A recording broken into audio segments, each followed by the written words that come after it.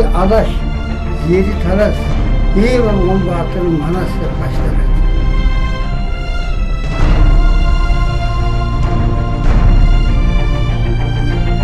Manas'ta bildiği meselesi bir, özdeştiriyor meselesi daha ikinci bir mesele.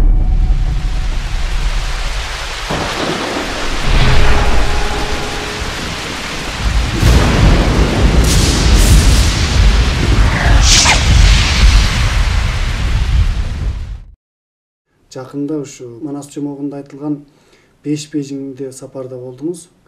Ушул 5 бейжиң сапарында тегим нелерди байкадыңыз? Эми бул мындай болду. Башынан сөз айтуу керек. Бул эмне үчүн бул жомокто айтылган 5 бейжиң деген менен кайтара ошонун изин кууп бардың дегенде бир чоң ой жатты да. Манасчылардан эң эртедеги Сагынбай, Саякбай, Жусуп Мамай, анан кийин Сазанов. Ушулардын Манасынын бардыгын окусаң 5 бейжиң деген сөз айтылат да. Бул мени таң калтырып жүрдү. Ушул адамдар ушу бейжиң деген канзууча тил. Түндүктөгү ордолор деген нерсе. Бул эмнеге булар ушул сөздү айтат бул эпостун ичинде? Бир тал сөз билбеген. Ушунда бир тарых чындык жатпасын деп биз ушуну кылдык. Ошол үчүн мен айтам, алды менен ушуларды кеп козгош үчүн мен бир эки манасчынын ушул 5 бейжиң жөнүндө айтканын бир окуп жиберейин. Ушул Алмамбет ошол чоң казатка барып, ошол жерде алдыңкы чалгынга барганда Манаска бейжиң шаарын көргөзүп туруп, бир бейжиң шаарын. Ушундай бир сөз айтканын адамдын көңүлүн бурбай койбойт. Кашкардагы Калдайдын кармап башын кесипсиң, чет бейжинди алдым деп элге айтып жетипсиң. 5 балыкты алыпсың, Айжаңжун качып келгенде Манас шаарын салыпсың. Орто бейжин алдым деп ошондо ойлоп калыпсың. Бейжиң кайда? Билдиңби? Кытай кайда? Көрдүңбү деп айтты. Жусуп Мамайдын варианты айтылган ушул болду. Эми мында Шабай Сазанов дегендин мындай айтканы бар. Менин атам Азызхан Караган элин чогултуп, кичи бейжин, чоң бейжин, орто бейжин, чет бейжин, ар жагында дагы бар, кыйнап айтсам түп бейжин. Атап бөлүп айтат да ошого окшош. Сагынбайдан да бир мынчаны окуса боло берет. Бирок ушул жерде эмне болуп атат деген убактында 5 бейжин деген сөздү бардык манасчылар айтылат да.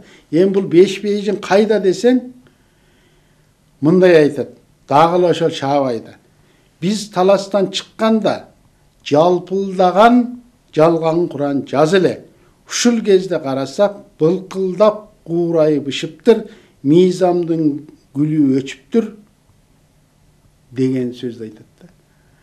Ошондо биз айтсак бул канчалык жол эле деген жолунан бери айтып берип атат. Жаздын башталышы жалган Kur'анда башталган, жолго чыккан сапарга. Ошону менен эмне мыйзам мезгил кайсы десе аяк оонанын, азыркы айтканда августтун этегинде мыйзам маалы болот. Ошол кезде Бейжиңге барган. 5 айда. 6 ай убакыт кетет. Ушунчалык аралыктарда айтат да. Анан кийин баргандан кийин эмне дейт? Дагы эле карап туруп, мунарыктап уштанган булут болуп буруштанган. Жайыла түшүп төгүлгөн, төркөчтөп көрүнгөн чет бейжин деген ушул деп айтат. Турнабай менен карап туруп, Турнабайдын көзү менен. Ушуларды көргөзөт. Алмамбет алдыңкы чалгында айткан сөздөрү бейжинди тааныштырганда биз 5 бейжин маселеси боюнча Алмамбеттин чалгында айткан, Манаска тааныштырган, Сыргакка тааныштырган, Чубакка тааныштырган жерлерин карасак, сүрөттөгөн нерселер азыркы көргөндөй, ошол жерде карап тургандай айтылганы бизге. Эми ушуну тарых менен салыштырсак эмне келип чыгат? 5 бейжин теги тарыхта болгонбу деген маселе бар. Бул дагы эле Кидан тарыхы менен, Кытай деп койгон Кидан тарыхы менен байланыштуу маселе. Кидандар ошол бийликти кургандан кийин 907-жылы 918-жыл каганат курган, империя курган. Ошо кезде империясы эмне болгон? 155 аймақ, 209 одан 66 мамлекетте өзіне қарады. Көрбейсің. Бұл тарихта жазылды. Мен азыр озек айтып жатқандай болғанмен кітаптың ішін ашсаңар тура ошо кезде. Ошо қағанат құрғанда бұл эмне болгон? 5 бейжин деп айтылған 5 ордо түзім менен. Ужың дейт. Азыр қарасаңар эле Ляо Ужың доору деген ошону 5 дубанга бөлүп, баякыл айткан орундар 5 дубанга бөлүп башкарган. Bir жың дегени бирден ордо. Ордо түзүмүн Кыдан мамлекети орноткон. Анын алдында көздөрүн Бохай деп коет. Бохай мамлекетинде дагы 5 ордолук түзүм ошо кезде башталган экен, бирок булар аймакка бөлүп орундаштырган кезде дубандарга 5ке бөлгөн. Мунун биринчиси Түп Бейжин. Канзучада Шаңжың деп айтат. Лин Хуаңпу. Андан кийин Түп Бейжинден кийин Чоң Бейжин. Ал Нанжың деп аталат. Азыркы Бейжин. Чет Бейжин Дуңжың деп аталат. Ляояңпу. Ляояңдык. Орто Бейжин Ныңчыңпу деп аталат. Орто Бейжинде. Түп Бейжин, Орто Бейжин азыркы ички Монголда. Андан кийин эмне болот? Бейжин. Же болбосо Туңша деп аталган Датуң болгон. Ушулардын бардыгы Кидандардын эмне болгон? 5 ордо 5 дубан боюнча башкарып орду болгон. Таң калыштуу иш ушул. Ошол кездеки Кидандар менен болгон Манас ким менен жолдашкан, Манас кандай баатыр менен урушкан деген маселелерди ушул тарыхта жазылып калган Ляо деп коет. 947-жылга келгенде каганат куруп болгондор Ляо деген падышалыкка өзгөрткөн. Кедандын Ляо деп азыр тарыхта Канзу жазмаларында Ляо деп аткандар ошол 947-жыл. Булардын падыша улам мурасчысына калгандан кийин булар өзгөртүп отурган. Бирок Ляо деген сөз азыркы Кидан изилдөөчүлөрдүн менен сүйлөшүп келдим мен Бейжиңге барып. Дагы эле темир деген маани берет. Темир мамлекет. Булар курган ушул 5 ордолук түзүмдү азыр кариталардан ушундай көрүнүп турат мынакей. 5 Бейжин деп аталган тарых менен беттешип. Ана Кыдандар менен эмне үчүн ушундай согушкан деген 2 жолку чоң окуя Манас эпосунда айтылган. Бирөө Кыргыз каганатын 931-жылы кыйраткан. Экинчи жолу Кидандардын өзү ушул түндүк чыгыш жакта Кидандарды өздөрүнүн эле бирге жүргөн жүржүттөр, нижиндер деп коет. Ушулар оодарып таштагандан кийин калдык аттуу аскер менен Жолой Тайчы деген. Ал кезде Кидандарды бүтүн элди аскер кылып алып келеткен. 40 000 адамды батышка сүргөндө алды менен Енисайга кыргыздарына согуп, андан кийин аралыктан өтүп отуруп, азыркы Кыргызстандын Токмок шаарында Баласагынга барып, Күч Ордо деген ордону курган. Караканийларды кыйратып, өзү ошол жерге ордо курган. Ушул эки чоң окуя Кыргыздарында. Кыргыздар менен Кытайлардын согушу. Атап айтканда Кидандардын согушу болуп калган. 5 Бейжиндин ушу тарыхтагы издиги ушул тарыхта кайткан. Эми биз барып көргөндө кызык. Бул эмне болот дегенде биринчи барып ушул ордолордун урандыларын көрдүк. Дубалдары бар экен. Дубалын карасаң азыркы ушул үйдөй кеңдиги. Сепил дейбиз, коргондор. Анын ичинен ушундай бир окуя айтат эмес, ичин көзөп туруп, атчаң оңурбай келип туруп, Манаска кылыч салган Жус Мамайды айтылат эмес. Biz ошондой көңдөйдү көрдүк. Ошол коргондун ичине кирсең, ат баскыдай көңдөйлөр бар. Коргондун дубалы. Ошондой кең. Азыр карасаң Түп Бейжин деген азыр ушул ички Монголдагы Чыпың шаарынан 230 километр ар жакта Линдуң деген шаарча бар экен. Буга барып көрсөк, мына ошо ордонун тоому турат. Ошол ордонун тоому карабайсыңбы? Канча кылым болсо ошонун тоому азыр дөбөгө окшош. ошол Коргондун дубалынын орду азыр дөбөгө окшош тоодой болуп турат. Ушундай калың салдырган экен. Аны метрлеп да көрдүк биз калыңдыгын. Аны азыркы очогор эмес, ар кандай нерсени асса дагы аны жыгалгыдай эмес, андай чоң салган коргондор. Ал коргондун дагы түбүн эмне кылат? Сырткы түбүн ор казып туруп, ага суу жүгүртүп койгон экен. Булардын бардыгы Манас эпосунда айтылат. Ушуларды көрдүк. Анан кийин дагы бир кызыгы эмнелерди көрдүң деген убактысында булардын корукун азыркы бүгүнкү күндө мамлекет даражалуу корук район деп тактайын бекитип койгон. Анда аты эмне болгон? Ошол эле Манас эпосунда айтылганга окшош Түп Бейжин Шаңжың деп канзучасында. Анан кийин Жуңжың деп Орто Бейжин. Чет Бейжин Дуңжың. Бул кыргыздарга азыркы Орто Азиядан бул Дуңжың деген эң чыгыштакы чет жагындакы болот экен да. Азыркы биз айтабыз Чаошенге жакын келген Ляоян шаарында. Ушулардын бардыгынын коргондорун, коруктарын көрдүк. Дагы бир кызык эмне? Беш Бейжин деп аталган. Сүрөттөгөн жерлер, мен экиле тоонун атын айтайын. Чет Бейжиңдин жанында туруп аткан азыр Чаңбайсан деп аталган тоону Манас эпосунда эмне болот? Саяздын тоосу деп атайт. Жергиликтүү элден сурасак тарыхтан жазылышында сая деген Байшан деген сөз экен, Актоо деген сөз экен. Ошо туңгус тилинде. Бул ушул боюнча эмне болот? Манас эпосунда саясынын тоосу. Буягында батыш жагында эмне болгон? Түп Бейжиндеги чоң тоо жергиликтүү тил менен Кинган тоосу дейт. Дашыңалың деп азыр ишентип атпайбы? Бул тоону эмне дейт деген убактысында ошол аябай суук ошондой экен. Капкастын тоосу. Капкас деген катаал, ошондой менен байыркы кыргыз тили боюнча ушундай жерде. Катаал тоо. Алардын маанысында дагы Кинган деген эмне деген убактысында өтө суук, ызгардуу тоо дейт. Ушул сүрөттө Манас эпосунда чыгат. Капкас тоонун оюнда, Кара суунун боюнда дейт. Азыр Кара сууну каритадан азыр карасаңар болот.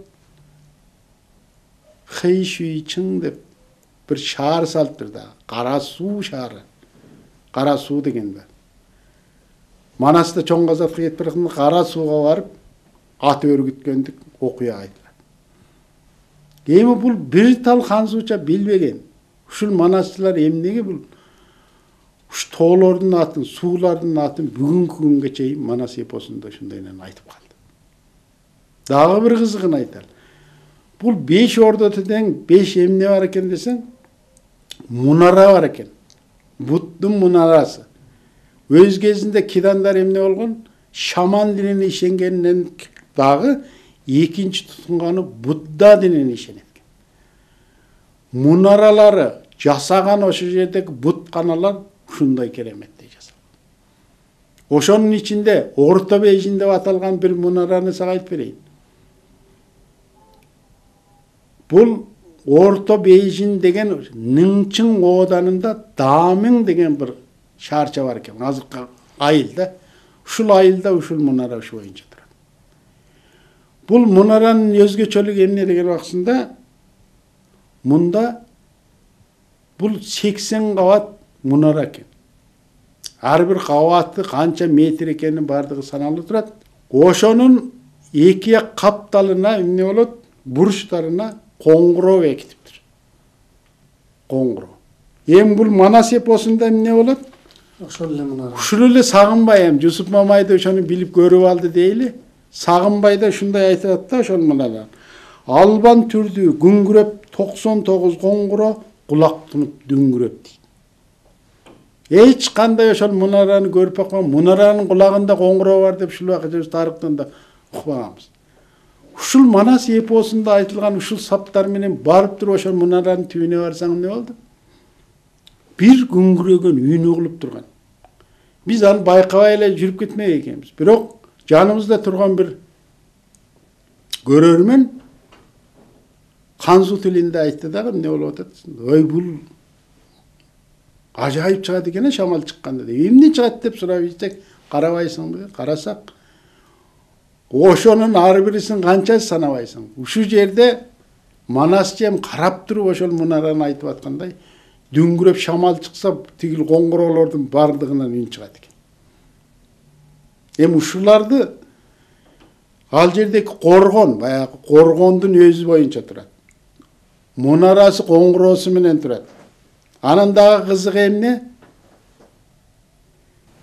Ошол эле Чет Бейжин дегенде ошол жерге барып Эсен кан менен Манас экөө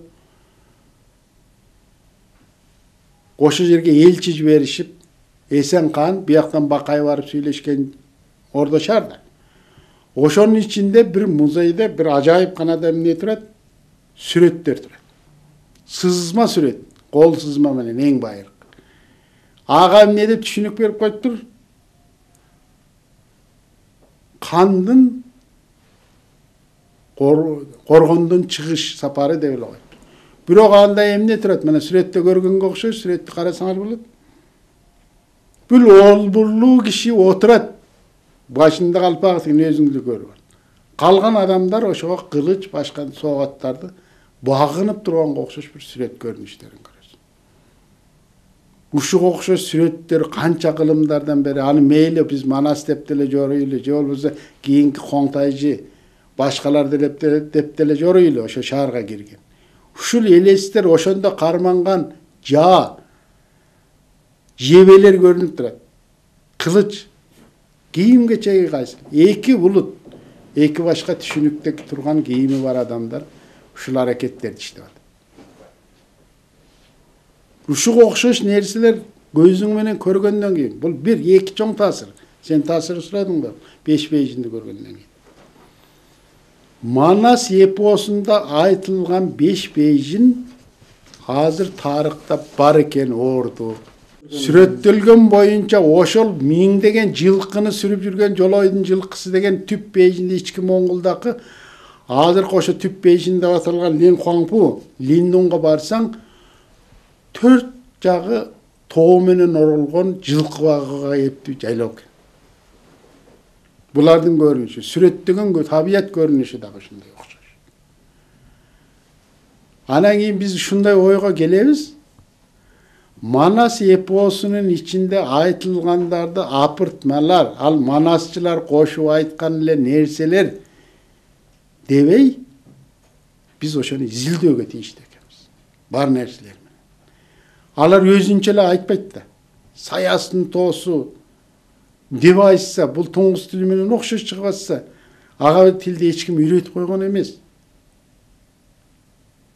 Ушуга окшош тил жагын жердин аттары, анан кийин мына Сагынбайдын айтуусунда бар го, ошо жерге кирип кеткен сөздөр, болуп дагы аскерлик, жоокерлик мансаптарын Зуңтуң, Доутей, Читей, дагы башка окшош сөздөрдүн бардыгын Сагынбайдын, Манас Жусуп Мамайды койго берген.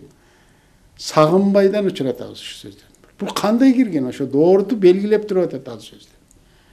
Бул дагы бир тарых. Жердин аты, мансаптын аттары, адамдын аттары. Ушулардын бардыгы тарых менен өңдөшүп беттешип атат. Биз муну адабият катарында түшүнсек, канчалык зыян тартат экенбиз. Бу тарых деңгээлине көтөрүлүп болгон нерселер мурда. Тарых менен өңдөшө алат, беттеше алат. Эми биз аны кандай кылуу керек деген акысында таап, беттештирип, өңдөштүрүп, жазылуу тарых менен. Ушундай тема менен иштешибиз керек. Манаста айтылганы тарыхта бар дейт. Ошого бул 5 Бейжиндин маселеси мурдакы көз караштарды таптакыр кыйратат. 5 Бейжиндеги мына Жымсардак бейтин деп атаганда Манас бер жагына шаар салса, ал шаардын урандысы азыр да турат. Анан кайра өзүнүн шаарына өзү ошондой чоң казат кылып барат. Esenkan ошол жерде болот. Ошол үчүн биз ушулардын баардыгы эмне деген убакытында эпосту жеңилтектик менен ойлогон ойлор, жеңил караган иштер, манасчылардын айтканына ишенбегендик. Ушулардын баары. Коңгуроону карабайсың, мунарада коңгуроо бар деп ким жазган мына мурда?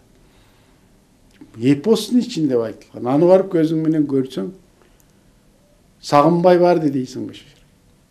Биз барып түбүнөн дагы ошону аз жерден байкабай өтүп кеткеле калдык. Сүрөткө тарттык, мынакей баары коңгуроолордун баары үнү менен турат. Бүгүнкү күнгө чейин. Беш бейжин маселесин ачуу менин оюмча Манас эпосунун тарыхы барагына эми гана киргенибиз. Манас эпосундагы ушул беш бейжиндин багыты да окшош. Түндүк чыгыш жакта Кантун деп аталган экен. Ал Канзучуда Гуандун, мурдагы Гуандун деген сөз эмне болгон? Чыгыш түндүк жакты Гуандун деп атаган. Гуанни, Гуандун деген Канзуча сөздөргө ишенебиз. Кантундун деп. Ал жалпы эле Кантун жакта болгон. Ушул окуялардын баардыгы ошол беш бейжин каритасы менен баардыгы болгон. Эми муну Манас эпосунда ишенбей коебузбу? Буну адабият деп ишенбей коебузбу? Ушулардын баардыгы биздин тарыхыбызга, маданиятыбызга, билгендерге. Ошонун ичинде керк минген, дагы башка көптөгөн окуялардын баардыгы ошо жакта болгон. Улут тайпалар ошол жакта болгон. Же болбосо Европада, же болбосо Орто Азияда, же болбосо башка жерде болгон окуялар эмес. Бул тарых менен кандай беттешип турат? Эми бүгүнкү күндө ушу Манас эпосун изилдөө деп көп айтып атабыз. Эми мындан аркы Манас изилдөөбүздө биз кайсы жактардагы изилдөөнү күчөтүп ошого күч салсак жакшы болот? Эми изилдөө деген эмне деген убактысында табуу деген маселе. Ушул сөзгө бир ишенсек болот. Табуу. Ал таап эмне кыласың? Байыркыны азыркы адамдардын жашоосуна керектүү деген нерсе. Байыркыны тарых деген. Биз Манас эпосун ушундай улуу чыгарма, бардыгы бар ушунун ичинде деп койгонубузду шүгүрчүлүк дейли, ошончолук таанып жеттик эми. Бар экен ушунчолук. Аны эми бир сандыкта алтын бар эле дегенге окшош кеп, алтын турат деген эди. Эми бул алтынды эл турмушуна керектүү маселеси бар. Кандай алтын ал? Алтын бар эле деп коюп, же аны бирөөнүн колуна сала турган шакек кылбасак, же аны сиңирбесек, бул тура бере турган нерсе. Бул алтынды таанышыбыз керек. Биздин изилдөөбүз ушундай бир салыштырма катарында жүрсө мындан кийин. Изилдөөбүздүн багыты эмнеге барат деген аксында, биринчи мен айтарым, манасчылардын айтканына ишенсек. Азыр манасчыларды ушундай бир нерсе бар, айтып койгон, өзү билгендерин кошуп алган. Кошушун да кеп жок, анын үчүн эмнени кошкон кеп? Ушуну изилдешибиз керек. Керектүүсүн кошкон булар. Манасчы деген айта берет аны ал тургудай деп ушундай бир сөздү угуп калдым мен. Бейжинди көргөндөн кийин Жусуп Мамай Ваң базары деген Ваң пужунду да кошуп жиберген дейт. Мен ошого ишенип жүрүпмүн, элдин пикирине ошону кошуп жиберген окшойт десең, андай эмес. Ваң базары деген Ваң базары деп Сагынбайдын манасында жүрөт. Сагынбайдын манасында айтылган башка тилден кирген сөздөр Жусуп Мамайдыкынан канча эсе көп. Сагынбайдын манасы качан? 1922 жылы кагаз бетине биринчи түшүрүлгөндөн 1926 жылга чейин кагаз бетине түшүрүлүп болгон. Эми көрбөйсүңбү? Ал кандай билет ушул жерлерде? Бул ата бабадан келе жаткан манасчыдан улап келе жаткан эмне? Чындыкта. Ошол үчүн биздин изилдөөбүздүн багыты Manastın içindeki tarih, Manastın içinde bolgon nerselerdi taap kançalık görgöz alsak, Tarih menен беттештире алсак. tarih menen gözdeştirip, tarih menen betteştire alsak, oşonço пайдалуу болот. Жаңкы алтынды элге урungан болобуз, элге колдонгон болобуз. Сандыкка салып коелу, алтын бар, бизде көп байлык бар деп жүрө бербей. Биздин изилдөөбүздүн багыты ушуга каралбайт экен. Манас эпосу сыр болуп, элге сыр боюнча көрүнүп, анын көлөмүн мактайбыз, 200 канча миң сап тигин ичинде. Албетте көлөмдүү, бирок ичинде айтканы анан да көлөмдүү. Анын ичинде жаткан байлык мунан да чоң. Аны кеп бизде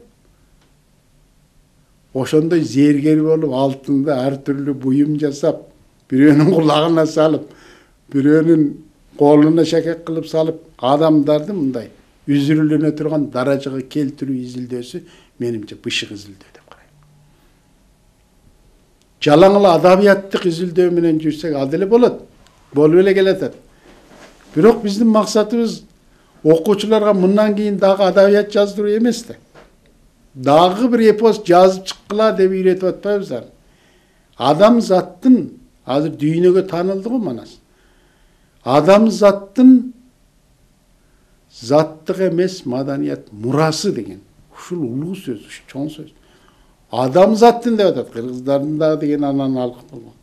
Ушул адам заттын маданиятын, ошонун ичинде алды менен кыргыздардын маданиятын алып чыгышыбыз керек.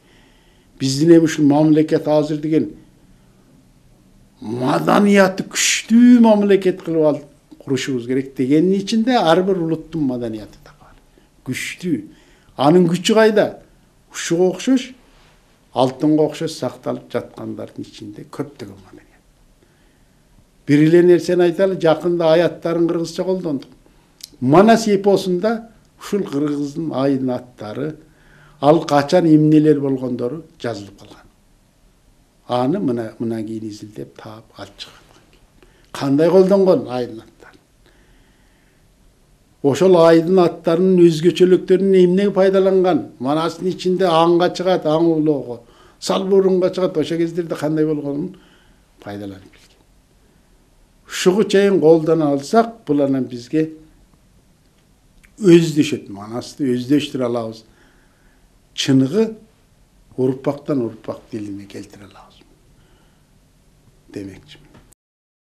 Биз мындан мурдакы Манас изилдөө багытыбызда Манаска ичкерилип кире албай, тереңдеп кире албай, үстүрт гана изилдөө менен же болбосо тааныштыруу деңгээлинде гана туруп келатыппыз. Эми биз Манас эпосуна чыныгы ичкерилип кирип, андагы тарыхты, андагы баягы кыргыздын башынан өткөн чыныгы тарыхый окуяларды таап чыгуу, ошолорду тарых менен чыныгы китептерде жазылган тарыхтар менен беттештирүүнүн өзү өзүнчө бир маанилүү экен. Биз ушундан гана майнап чыгара алгыдайбыз. Урматтуу теле көрүүчүлөр, бүгүнкү маегибиз ушул жергече болду. Көңүл коюп көргөнүңүздөргө рахмат.